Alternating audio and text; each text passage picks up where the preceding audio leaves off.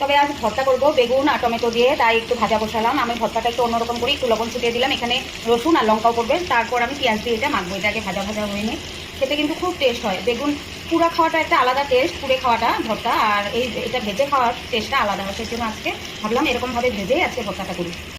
এই দেখুন ভাজাটা হয়ে গেছে, ঠান্ডাও হয়ে গেছে, তবু একটু গরম আছে, গরমের দিন না, হাতে খুব গরমই লাগে। আমি বাকলাগুলো এখন গুছাবো এখান থেকে। আমি প্রতিদিন ভিডিও করি যখন ভয়েস দিব তখন না মুখে পান দিই, বুঝছো? আমি ভুলে যাই যে আমার কথা বলতে হবে। পান খাওয়ার জন্য আমার কথাও মানে আটকে আটকে যায়। এখন থেকে মনে রাখবো আর পান খাবো না। তবে এই দেখো আমি বাকলাগুলো বা আঁশগুলো ছাড়িয়ে নিলাম। এখন এখানে পেঁয়াজ কুচি আর লঙ্কা কুচি দিব।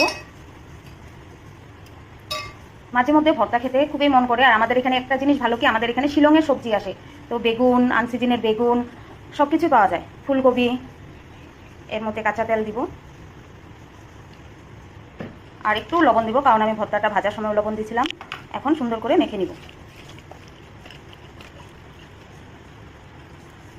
আমার রান্না করতে প্রতিদিনই দেরি হয়, সেই জন্য আমি রান্নার ভিডিওটা আজকেও দিতে পারলাম না। তবে আমার ভর্তা মাখা কমপ্লিট, আর ফ্লেভারটাও এত দারুণ হয়েছে। আমি একটু মুখে দিলাম, মানে রসুনের ফ্লেভার, টমেটো আর বেগুনের ফ্লেভারটা তো সেই টকটক হয়েছে, তার সাথে রসুন, কাঁচা লঙ্কা, পেঁয়াজের সব মিশিয়ে যেটা টেস্টি হয়েছে ভর্তাটা, এই দিয়ে আজকে ভাত খাওয়া যাবে। তবে সবাইকে জানাই রাধে রাধে।